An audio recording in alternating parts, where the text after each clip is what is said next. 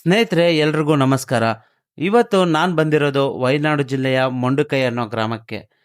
ಪ್ರಕೃತಿಯ ವಿಕೋಪಕ್ಕೆ ತುತ್ತಾಗಿ ಇಡೀ ಒಂದು ಊರಿಗೂ ಊರೇ ನಿರ್ನಾಮವಾಗೋಗಿರುವಂತಹ ಕಥೆ ಇದು. ಆ ಊರು ಪ್ರವಾಸಿಗರಿಗೆ ಭೂಲೋಕದ ಸ್ವರ್ಗ ಸೀಮೆಯಂತೆಯೇ ಇತ್ತು. ಕಣ್ಣು ಆಯಿಸಿದ ಕಡೆಯಲ್ಲೆಲ್ಲ ಪ್ರಕೃತಿಯ ಸುಂದರ ದೃಶ್ಯಗಳೇ ಕಂಡುಬರುತ್ತಿದ್ದವು.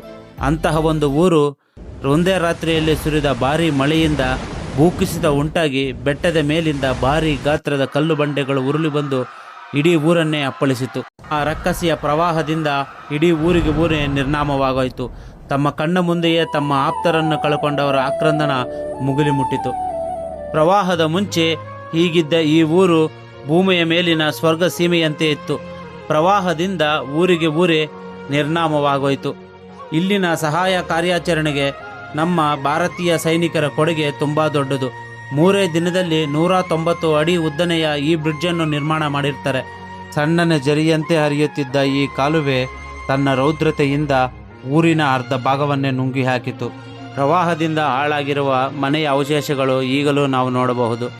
ಎಲ್ಲಿಂದ ಭೂಕುಸಿತ ಉಂಟಾಯಿತು ಅಂತ ನಾನು ನಿಮಗೆ ವಿಡಿಯೋದಲ್ಲಿ ಝೂಮ್ ಆಗಿ ತೋರಿಸ್ತೀನಿ ನೋಡಿ. ಈ ಪ್ರದೇಶದಿಂದ ಭೂಕುಸಿತ ಉಂಟಾಗಿ ದೊಡ್ಡ ದೊಡ್ಡ ಭಾರೀ ಗಾತ್ರದ ಕಲ್ಲುಗಳು ಒಂದೇ ಸಮನೆ ಉರುಳಿ ಬಂದು ಊರ ಮೇಲೆ ಅಪ್ಪಳಿಸಿ ಊರನ್ನು ಸರ್ವನಾಶ ಮಾಡಿ ಆಯಿತು.